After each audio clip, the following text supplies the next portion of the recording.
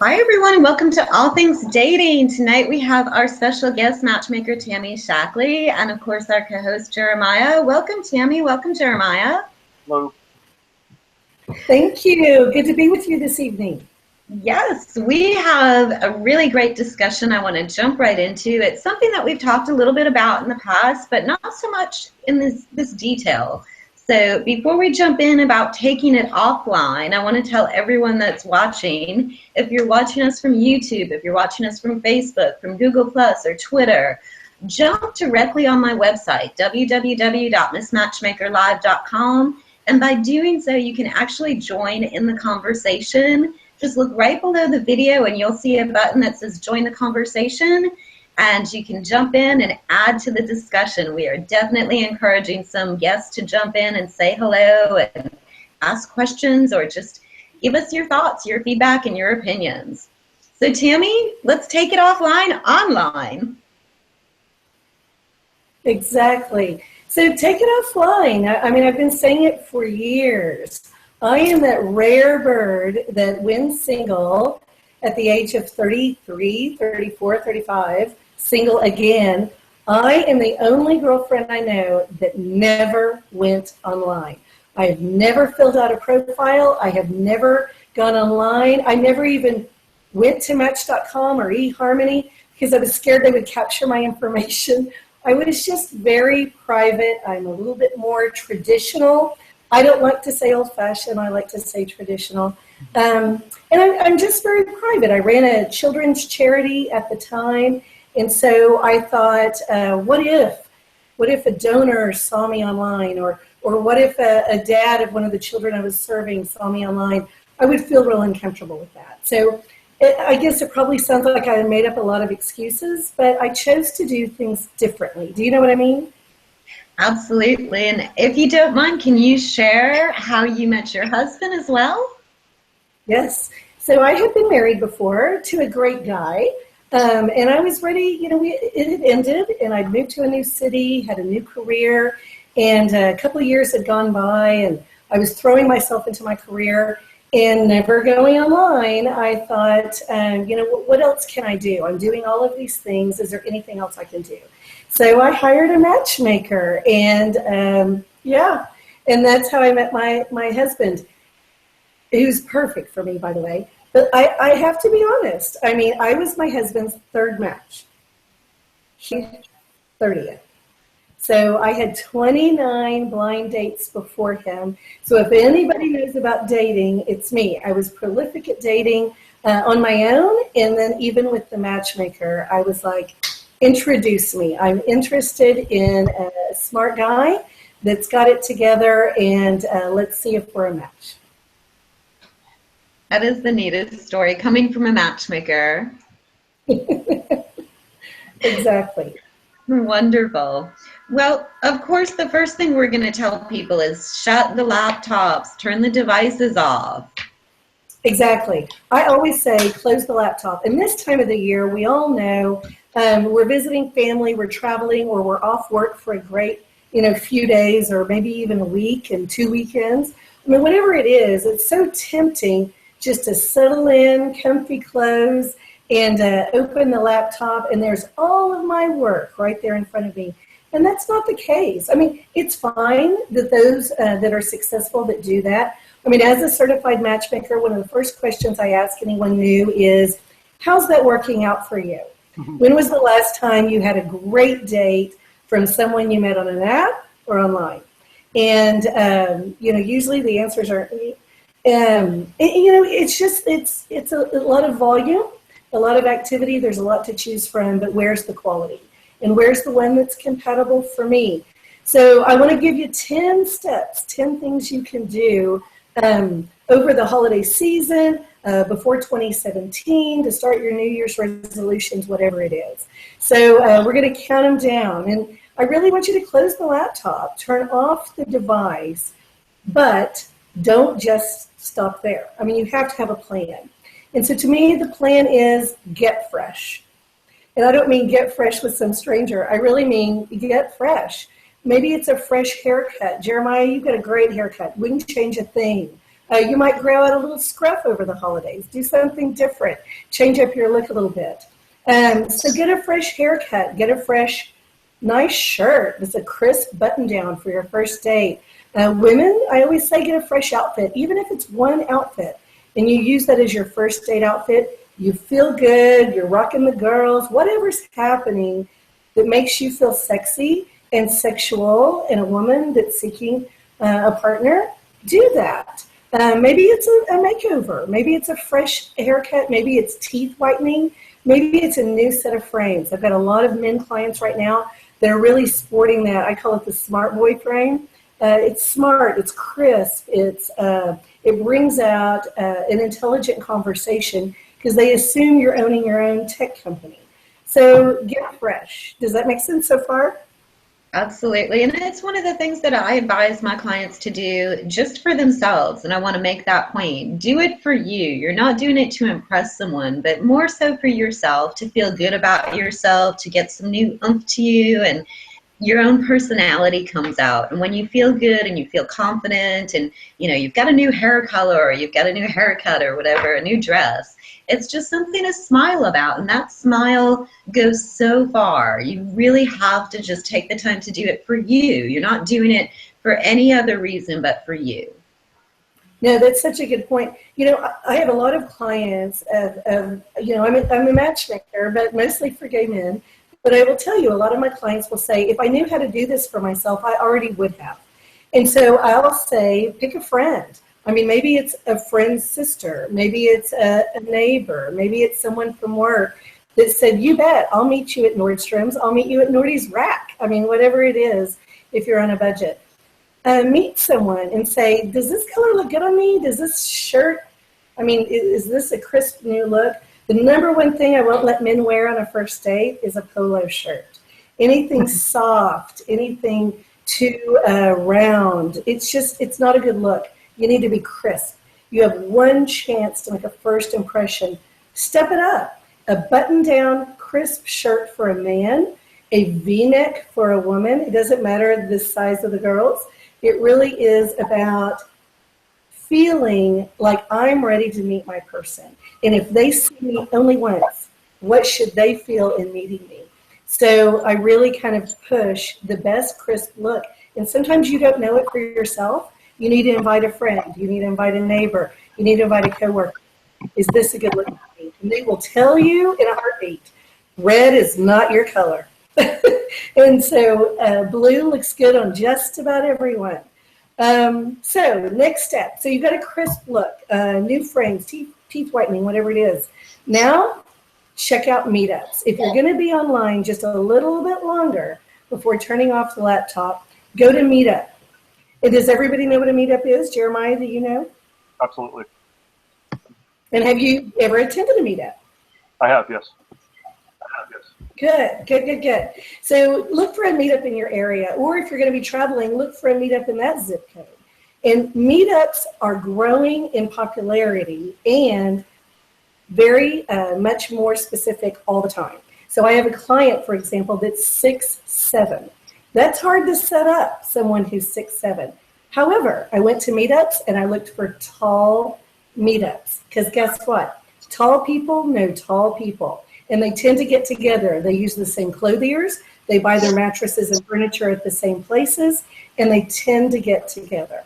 So whether it's gay, straight, lesbian, maybe you're an avid reader, maybe you're a Harry Potter fan, maybe you love to hike the trails or go camping, whatever it is, there's a meetup for that. So go to meetups, look up your zip code, or look up the zip code where you're visiting, and check it out. I challenge my clients with visit 3 meetups.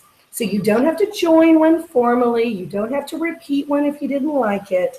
But select using your criteria of uniqueness, whether it's your hobby, your passion, your interest. Select 3 meetups and visit each one once. Don't you think all of our clients could do that, Denise? Absolutely, and I want to encourage those that are traveling. I know you mentioned it, Tammy, but I think that with the holiday season and people traveling, visiting family, you're going to new places. Why not try new things? You know, just because you're in a different town for a week doesn't mean you can't meet someone there. So be adventurous, spend the time with family, do all of the right things, but also take some time for yourself. Look online, find a meetup group that's outside of your normal area, and you never know who you could meet. You might be on vacation. Who cares? Go, put yourself out there. Just do it. Yeah, I agree. The next step I always recommend to clients is volunteer. And let me tell you, since the election, I have never heard people so passionate before. So I have a dear friend, and she said, I'm going to get involved to get more women into office. And I said, there's a volunteer list, or look up whatever it is, whatever your interest, your party, your politics are, there's a volunteer group for that. The fall through the spring is season of social events. So to volunteer for a nonprofit, for a fundraiser, for a social event, now's the time. Here's the key. When you volunteer, let's say it's the Human Rights Campaign, HRC, volunteer to work the registration table, because nobody ever wants to work the registration table. They want to be out in the ballroom mixing and mingling and glad handling and, rubbing elbows. If you work the volunteer registration table at any nonprofit or volunteer type event, you're going to meet everyone that walks through the door. I mean, what a filter, right? And so my single men, I have them all work the volunteer registration table for those arriving the events. But maybe your passion is pets. Maybe it's politics. Maybe it's something that you're for or against. Volunteer and sign up to work that event. The welcome, the registration, the greeting, the setup, the teardown. Nobody ever signs up for teardown. And I, at Pride, every year sign up for a last shift to wrap things up. People are the most appreciative for your service. So it's a great place to meet new people. Maybe that person at the registration table isn't your person, but their brother is, or their sister is, and they will introduce you. Make sense? Absolutely. And Tammy, guess who always is at the registration for all of my events, signing people in? Guess who's that one person is? Is it Jeremiah? Yes. I know, and if I sat next to Jeremiah at a registration table, I would have set him up in a heartbeat. We were talking before we went live, and he's a catch. He's a catch. Yeah. Yep, he's always my #1 door greeter with me, sitting right there, keeping it all together and meeting every single person that walks in the front door. Right. And even, those working registration, you don't have to flirt with everyone that walks through the door. Simply take a name, type the name on your phone, make a little note underneath the table about the 3 to 5 people that arrived that you want to follow up with later when your shift is done at registration. How do you go find them in the room and say, is this your first time to this event? So it's not like you have to be horning in on them. I mean, you really can just kind of follow up. I saw you at registration. So nice to meet you. I don't know if you caught my name, but I caught yours. Is this your first time at this event? It's one question. It's an opening, appropriate line for everybody. Gay, straight, man or woman, is this your first time here? And then you can follow up with, yourself. This is my second year to volunteer, or I don't know, I just learned about this group the other day. Have you been a volunteer or a supporter for a long time? And it doesn't have to be, going after them with all the talents.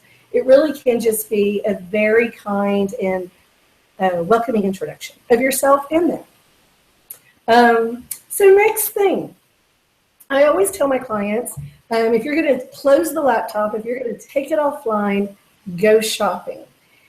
And when they hear shopping, they're like, oh, I'm like, no, not what you think. You're not shopping for things. You're not shopping for people. You are shopping for places.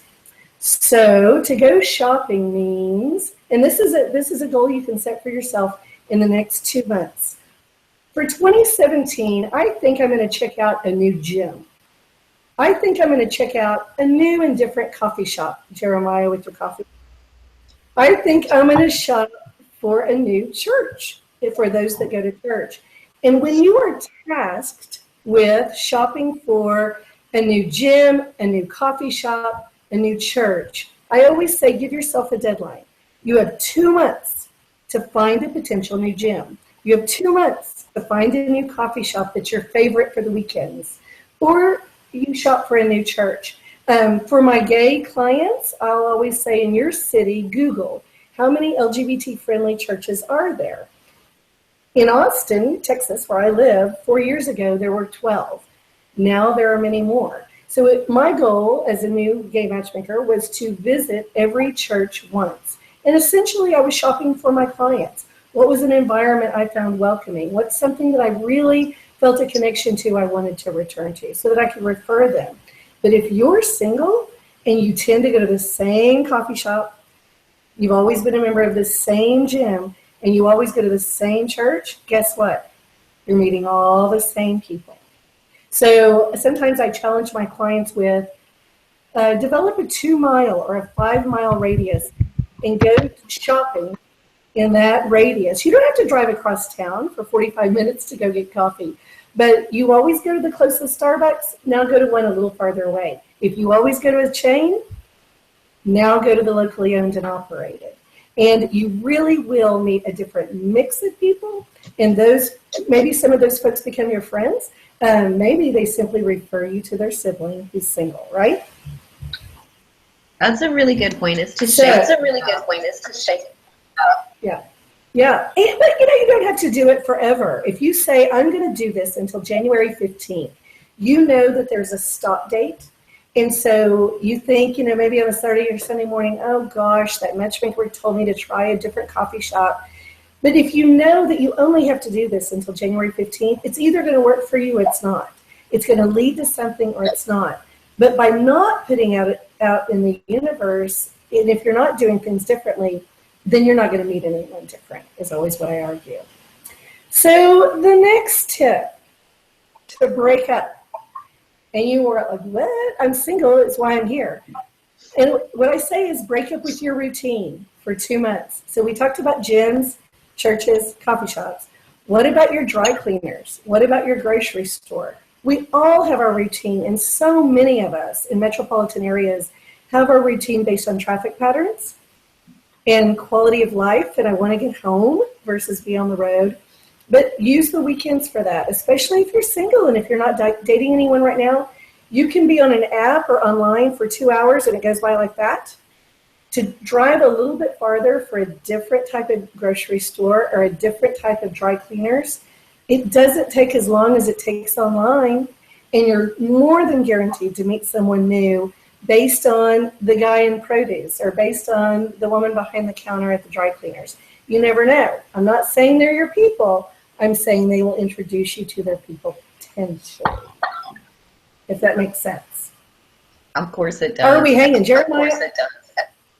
Jeremiah, out of everything we've talked about so far, what are you tempted to do?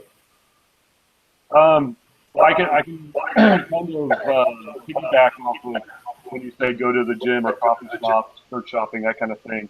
For me, I try to increase personal interaction as much as I possibly can to increase the possibility of meeting somebody.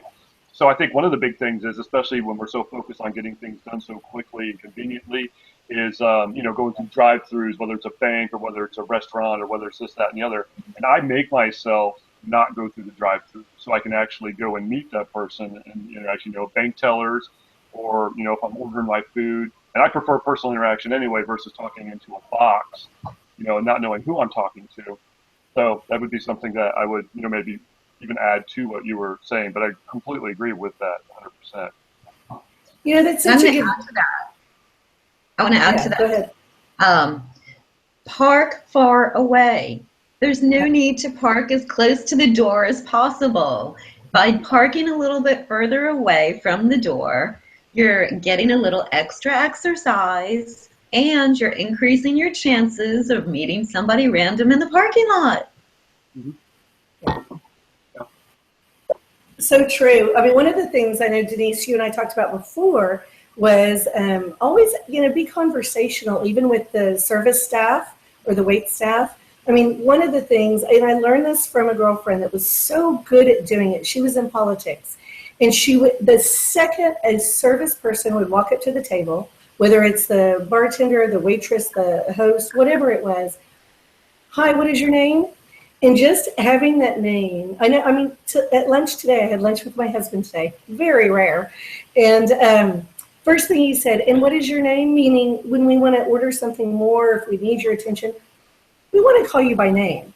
That's such a kind and a social thing to do, very appropriate. It's mannerly, but it's also conditioning you to get to know people. I mean, just like Jeremiah, you said, when you go in to cash the check versus go through the drive-through, oftentimes the name is right there at the teller's window. Or to say, I'm Jeremiah, what is your name? Oh, Amy, thanks. Amy, I need to deposit this, or I need to cash this. Just starting to be conversational with those that are strangers prepares you to be conversational when you really meet someone who is potentially attractive and a potential person for you. So good point. So next thing, and this one's a little bit more challenging. I don't know if I could talk Jeremiah into this, but it's to call up your crushes. So I have a client in Dallas, and he wasn't dating, but he's in finance, high finance, very stable, very successful. Has been with the same company 20 years. I mean, he's a catch. And so I started matching him. He had his first match. It led to a second date, but nothing beyond that. So I was calling him with his next match. And it was a couple of weeks in between. And he sounded surprised by my call. And I said, well, I'm calling you with the next match. And he said, you need to know, I'm dating more than I've ever dated before. And I said, but this is just my second call to you. Like, what happened? And he said, I have been crushing on all of these people, thinking they were my, potential future, but I was never going to ask them out. And now that I know that you're calling me with a quality match, I better get this one out of the way. I better get that one out of the way. The one in the green shorts that I've been crushing on for 6 months, I need to just go ahead and ask them out. And so he was getting his crushes out of the way. But is it out of the way if they're your person? He was never going to know unless he asked them out. And so your next exercise is, if you have up to 3 crushes, call them for a drink. Text them if you know their number. Or next time you see them at the gym, or the next time you see them at the coffee shop, go ahead and invite them to sit and chat. Let's grab a drink this weekend. Hey, let's go check out that festival. Want to meet me there? Or you could even be a group thing, A group of us are going to this. You want to join us? Because as long as they're a distanced crush, you'll never know. So what's the point of them being out there in your universe unless you find out? So I have another client. He agreed to this exercise. And he said, I'm going to ask out this one guy I've been crushing on for a long, long time. He came back and said, we are not a match at all. He doesn't even have any living room furniture. He just has a whole gym in his living room. I don't want to marry that. And I said, ooh, me either. And he said, I'm so glad I know. So call your crushes and get it out of the way. Okay, Jeremiah, be honest. Do you have any crushes? I don't. That's the issue. I don't have 3 crushes. I don't even think I have 1 crush right now. So, and I'm constantly looking out. But I mean, I have no problem approaching people. I have no problem talking to people if I'm interested in them. I'm a very sociable person. So. Well, that's another exercise. Could you have at least 1 crush in the next 7 days? I mean, I suppose if I started hunting like a caveman, yeah, sure. But if you're doing these exercises and going to these different places, and if I'm holding you accountable to come back to me in 1 week with 1 crush, and it's a faraway crush, it doesn't have to be anybody you talk to.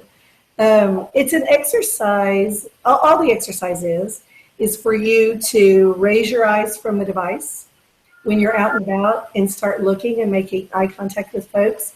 And when you're challenged to do that, in 7 days, you'll usually come back with 1 crush. Okay. Denise?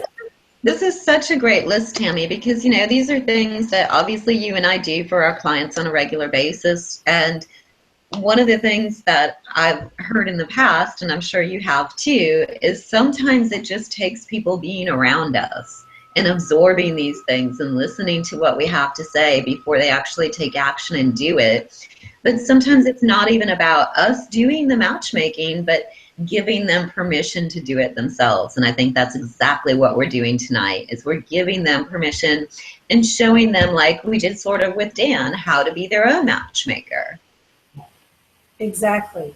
And two, I mean, matchmaking's not for everyone. Some people, don't find it affordable enough. Some people are on a more strict budget. I mean, whatever the reason. But you don't have to just sit at home, and you don't just have to be online. And that's what I think all of our singles in society today have forgotten. There was life before online dating. And so what were people doing back then? Like it was the caveman days, like Jeremiah just mentioned. I mean, in the caveman days, meaning the 90s, we really did go to places and hope to meet someone. I mean, if I were single and I went to the grocery store, I didn't go in my pajamas, no makeup. I mean, I at least put some earrings and a lipstick on, because you never know. Maybe your person's there. And I have certainly talked to men in the grocery store before when I was single. And why is that not okay anymore? It's still safe as long as you're protective in all other ways. So I have another idea, and this one you got to put a little money behind, but I'm telling you, it will pay for itself. And that is, get a fresh headshot. So there's someone here where I live that she even has a truck that she will bring the headshots to you. She will park in your parking lot of your office and do headshots for you and your coworkers at a very affordable price. But let's say you budget $100 for it. It's a great gift to yourself for the holidays to get a fresh headshot.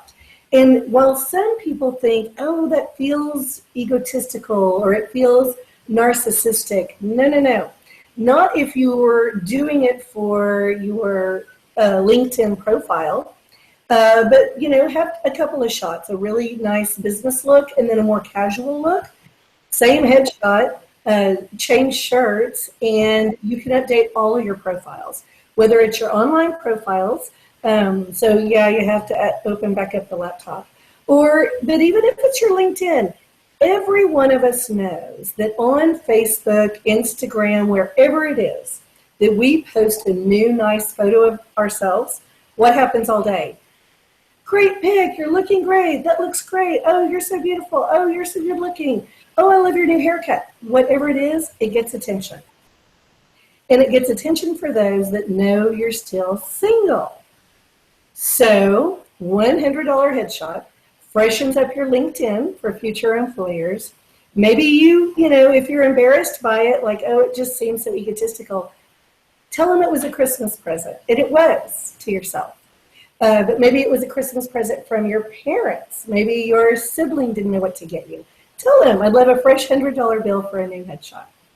And it sounds silly, but it will make all the difference. Anyone who freshens their headshot gets attention. It lasts for a good couple of years, and it was worth the investment. Would you agree?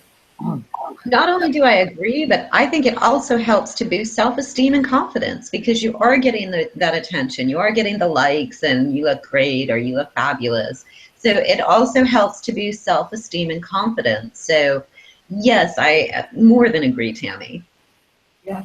Well, and two, think back to the steps that we talked about so far. So that we talked about getting a fresh cut, outfit, makeover, teeth whitening, glasses. As soon as you have a fresh look, get a fresh headshot. And let those old photos go away. I have so many older clients, 40 plus, 50 plus, that they are still hanging on to that photo when they looked really good in their boat back in the 90s. And it's still their cover photo. It's their landscape photo. It's their profile photo. It is so dated. That polo shirt hasn't been worn since the 80s, and it's still on their profile. So it's obvious that's not what they look like today, right? Of course. Now, I think, I can get guilty of this too. My headshot needs to be updated. I'll admit that, but I'm waiting for a fresh cut and ready for a new look before I invest. So we talked about getting a fresh look, obviously, to get the headshot. Check out the meetups, go volunteer, go shopping for a new gym, grocery, cleaners, break up your routine, call your crushes. All of that starts with doing one thing fresh that makes you feel really good about yourself. We all need to freshen. It's not just singles, it's married people too. You know, even if you're in a relationship, when you've been in a relationship for 3 years with the same person, they can't wait for you to have a fresh look either. And I know you're feeling the same about them. And so let's say you've got the fresh look, you've got the fresh headshot. All of these things have come together. You're out shopping for a new gym. I always say, you know, if you're the entertaining type, plan a holiday mixer. But do it with a strategy. I mean, why would you want to put a whole poo-poo platter together and buy expensive liquor unless you've got a plan? And the plan would be, have a strategy. What is your strategy? Is it to become closer with friends that you don't see very often and they need to be reminded what a great catch you are? Or is it a strategy that all of your friends are now coupled and you're the only one single? Well, put it together a holiday mixer that they can only come to your mixer or your holiday party if they bring a dateable single. Now, I would not recommend this unless I've done it. And so 1 year, very frustrated, I was still single at the holidays. I had my annual Christmas party. However, I realized all of my friends that I was inviting were all coupled at the time. So I said, your admission fee is to bring a dateable single.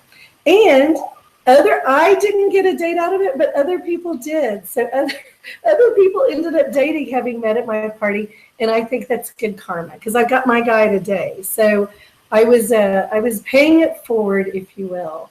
So to have a holiday mixer is one thing. To have a holiday mixer full of singles with no dateable people there, or if it's all female or all male, I don't, you know, depending on if you're same-sex attracted or whatever, have your strategy and figure out what works for you if you're going to pull people together. I mean, do you have other holiday mixer ideas, Denise? Well, we, in the past here, we've tended to do a holiday party. We do not have one planned yet, Jeremiah, that's on my list. But I'll give you the example from last year's party, Tammy. We actually did it as a charity event, supporting Harvest House, and we called it the Ugly Christmas Sweater Party, and only singles could wear the ugly Christmas sweaters. And so there was a lot of fun activities and things planned around it, but get creative and use ideas like that. Singles have to wear a certain color or ugly Christmas sweater, you know, whatever the case is, but get creative, you know, put a theme to it somehow. Do it for a charity so that you're doing some good because that's part of our 6 human needs and makes us feel part of a community. So, you know, add to what you're already saying and take it to the next level. You know, that's such a good point because, you know, another thing, I mean, I was always someone that liked to entertain, but that's not everybody's forte. So I think there is power in numbers. So if 3 of you come together, let's say it's 2 coworkers and you, it's a neighbor, 1 coworker and you, maybe it's gay, straight, man, woman, same-sex attracted or not, whatever it is, the 3 of you come together. Maybe somebody's really good at bartending, somebody else is really good at appetizers, and somebody else is good at greeting, you know. Come together and do something. And there's no excuse not to. Let's say you don't want to have it in your house. There are plenty of places, you know, downtown, restaurants, bars that are willing to host a group of 10, 15. They'll give you specials. I mean, just ask. Everybody needs to get out and be around each other during the holidays. And so, you know, my last point, and we can open it up for questions or whatever you guys want to talk about, is to start 2017 fresh. So if you've done any of these things, gotten a fresh look, attended 3 meetups, volunteered for something you've never volunteered for, shopped at a new gym, went to a new class, tried Pilates for the first time, or stand-up paddling for the first time, whatever it is, you break up with your routine, you call your crushes, you get a fresh headshot. Any of these steps help you start 2017 fresh, and here's why. The clients I have the most challenge with initially are those that haven't done anything new and fresh for the last 5 years or 10 years or 15 years. They have nothing fresh to talk about. No fresh topics. They don't know any other grocery store but their own, any other coffee shop other than their own, any other church other than their own. They really come across set in their ways. And some of the biggest challenges I think we have is on their matches, they tend to talk about the same old thing and nothing new. So I have one client right now. I've challenged him. He needs more fitness in his life just to be healthy. I'm not trying to change him. But I said, I want you to try each one of these classes one time. One spin class. Make it as far as you can through the class, safely. One Pilates class, one yoga class, even though he's not flexible at all. And so I gave him a list, and I said, you've got about 3 months to try each one of these. Even if you don't fall in love with any of these fitness routines, guess what you accidentally did for 3 months? You got fitness. you brought fitness into your life by trying something once for a course of 3 months, and your date right after that 3 months is going to be fresh topics. Oh, I mean, I have a new client today, and he teaches some of the Gold's Gym classes. And I mean, that's hot, to talk about that. And so to set him up with somebody that, oh yeah, I've tried that kind of class before. I'm not into CrossFit, or I'm not into whatever. The fact that you've tried it makes you more interested in those that haven't. So start 2017 fresh. New topics, be more interesting, a renewed you. It didn't mean that anything on this list had to take. It meant that you were putting it out in the universe to try something new because you're ready to meet your new person, and you're going to be a more eligible bachelor or bachelorette as a result of it. Does that help? I think these are great points, Tammy. And what better time to do all of this than the holidays? Whether we're home or we're traveling, this is a time where I know a lot of times it's really hard for singles because they see all of those happy couples. And so it makes it a little bit more challenging emotionally at times. But with a list like this, if you intentionally push yourself in the right direction and, like you said, get out of your comfort zone, you're increasing your chances of meeting that special person. And so, yeah, it can be hard and it can be difficult, but it depends on your perspective. And if we perceive the holidays with dread and with, oh no, another holiday season single, and let's just eliminate that. Let's change the perception. Let's look at this list of 10 items that we can do, and let's make it fun. Let's make it exciting and something to look forward to, and hopefully come out of it at the end of the year with a whole new look, not only physically, but emotionally, with a new challenged perspective. Absolutely. And I'll tell you, I mean, it doesn't mean that I'm perfect or any of these things really worked for me or really didn't. It just meant that I was attempting a lot of things until I met the one, right? But let me give you one example, and hopefully this will make sense to everyone. My husband is not flexible at all, and I'm not really either, but I'll do a yoga class locally. I'm not good at it. I don't even know really what namaste means. But I will attempt it on occasion just to mix up my fitness. My husband won't. It's embarrassing. He doesn't, he doesn't feel like he can stretch that way or bend that way or whatever. Here's what we do. Whenever we travel, whenever we go, we were about to go on a little vacation. Whenever we go on vacation, we always do yoga together. So there's some kind of power in being away from home, doing something different that you're not going to be embarrassed about because you're probably not ever going to see any of these people again. And we started it on our honeymoon. Our honeymoon was the first time that we did yoga together. So here we are planning this trip. We're leaving Thanksgiving Day for a couple of days. I've already looked ahead, figured out where we're going to do yoga together. And this instructor does a sunrise and a sunset yoga.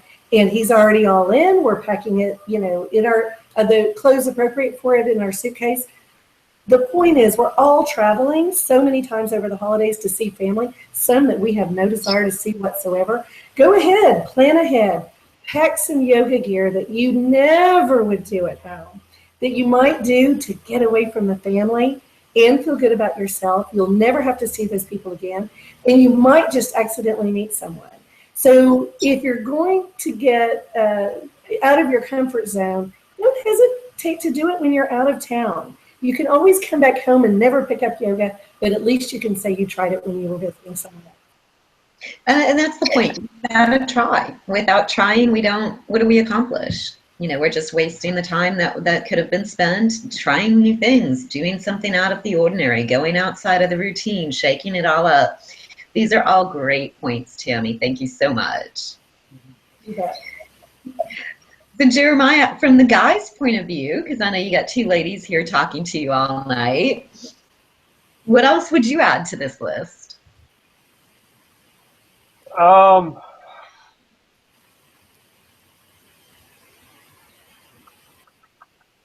Yeah, I don't know if it's necessarily adding to. I just say it's more kind of piggybacking or agreeing. Coming from a guy's perspective. Me, I'm constantly, when it comes to your appearance and look, constantly trying to improve yourself, trying to reinvent yourself. Seeing what works for you, what's fresh, what's hot, what's out, what's going to get people's attention. I read an article. It's called peacocking, and that's what guys are supposed to do. They're supposed to peacock. You pick something that you wear that kind of draws that attention, and then you kind of create your ensemble around that.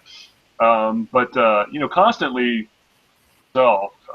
It's something that not only are you going to appreciate and feel good about doing, but people around you are going to notice too. Because when you're feeling confident and you're walking around, you feel good, and that reflects by the way you walk, how you talk, how you approach people, all that, and that's going to it's just going to really attract other people around you.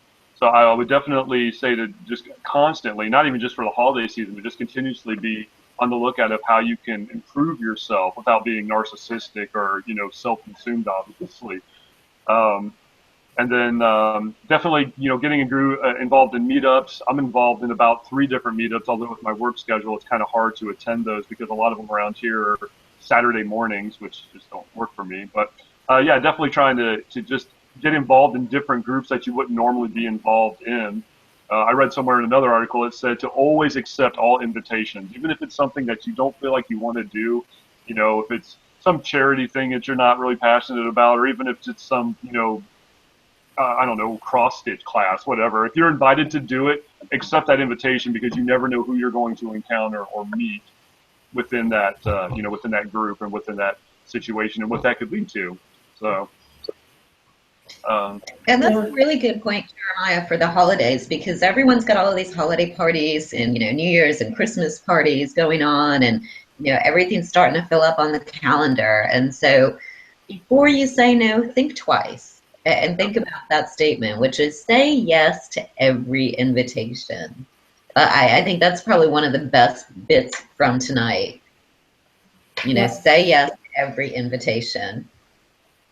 I would agree. Even, there have been some invitations. We receive a lot of LGBT invitations.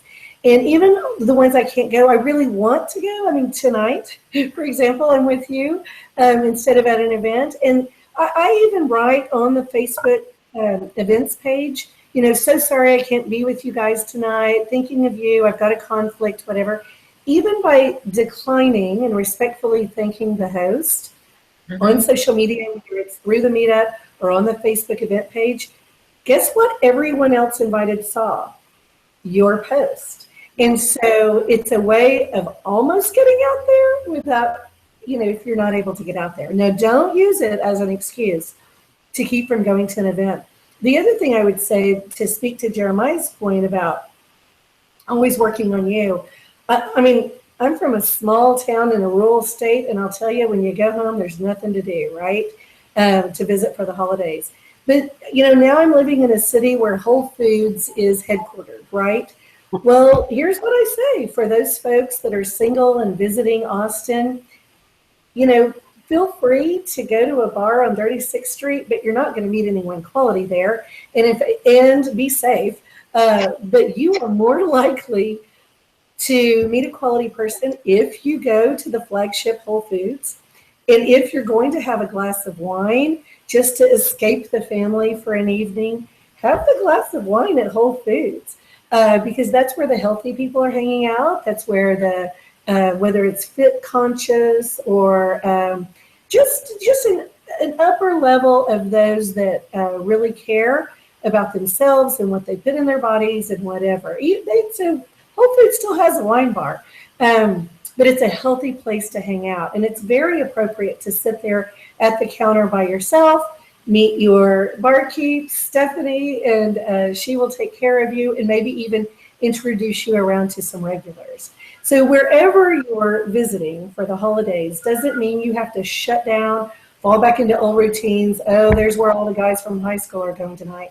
Well, that's not you. You're not there now. You're at a different level, at a different place. You're a quality single and ready to meet a quality single. So where do the quality singles hang out? And it is oftentimes the locally owned coffee shop. It is sometimes the locally owned and operated gym. Or it's even the Whole Foods, the healthy grocery store, not the drive-through burger stand, for sure. Yeah. Well, I do also want to open this up before we jump back to some other conversation topics. If anybody does have any questions and they want to jump in the conversation, feel free, like I said, to join us at MissMatchmakerLive.com. You'll be directed to our video to view online now, and you can always just jump in and say hello, toss in a question in the comments if you don't want to be on camera, but feel free to jump in. And Tammy, before we let you go and we take any other questions, do you want to tell people a little bit about your matchmaking business? You bet. So, and thank you for this opportunity, Denise, to join you in this opportunity to reach more singles, to meet Jeremiah, because I may have a girlfriend that may be a great match for him, so I'll have to follow up with you about that. Exactly. All the way to just reaching more people. I appreciate the opportunity very much because we don't all have time to put together a webcast, so we cherish those of you that do. I'm a straight ally. I met my husband because of It's Just Lunch. I had been married before to a great guy, still a great guy, but now I'm married to one that loves me back. And we have no kids. We have cocktails, and we're both entrepreneurs. After meeting my husband through a matchmaker, I was asked by a gay friend, if you created an It's Just Lunch for gay men, I'd be your first client. And so here we are today, 4 years later. I did a lot of research. I'm a former news person, political director, and philanthropy CEO. And my mission, my passion became, why aren't more people doing certified matchmaking within the LGBT community? We started with He's For Me 4 years ago, matching gay men seeking a long-term relationship from age 23 to 75. And all these years later, we now also match select lesbian women and even some bisexual clients with same-sex matchmaking. So to me, my niche, my passion is being a straight ally and bringing the services to the LGBT community that were afforded me that I couldn't find for them.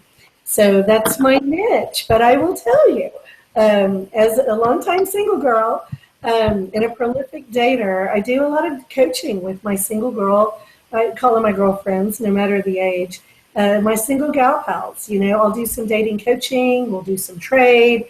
I give them the tips and the keys to getting out there, and I hold them accountable as a friend, not as a matchmaker. When you're in love, you want everybody to be in love. And so that's what matchmakers tend to have in common is we're really happy and hopeful people. And we believe in karma, and we believe that the universe is at work to find you, your person. Single, gay, straight, man, woman, it doesn't matter. Transgender, you name it. I believe that if you want it in your life, that everybody should be able to find their person to grow older with. Whatever that looks like. It doesn't have to be marriage. Sometimes it's your dearest best friend who's also a cuddle partner during the winter. Whatever it looks like for you, I think I speak on behalf of Denise and me and all of our industry that we want you to find your love. That's what it's all about. It is. Well, thank you so much, Tammy, for joining us tonight. We really appreciate it, and we'd love to have you back again. Great information. You guys are left with 10 really good ideas to challenge. Take this information and do with it as you please, but please just try at least 3 to 4. You know, that's what our goal is for tonight, is to give you the information and to allow you to take this and run with it. Let's see what you can do. And if you have any questions, you can always reach out and contact myself or Tammy. Again, Tammy, thank you. Is there anything you want to leave our viewers with? Hope and optimism for 2017. You can find it. Get to work. I love it. And again, Jeremiah, thank you so much for being such a gracious co-host. Always appreciated. We'll see everyone soon.